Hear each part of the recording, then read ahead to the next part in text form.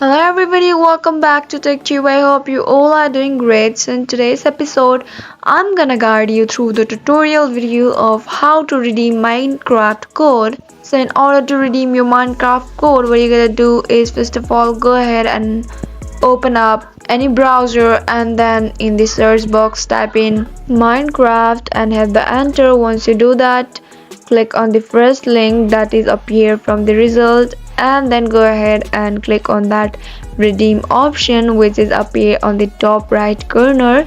Simply tap on it. Once you do that, scroll a bit down and then you can enter the code. Upon entering your code, click on submit. Once you do that, you will be successfully able to redeem your Minecraft code. So that's all guys. I hope you found the video to be helpful and informative. If yes, do not forget to subscribe to our channel and also press the notification bell for more updates.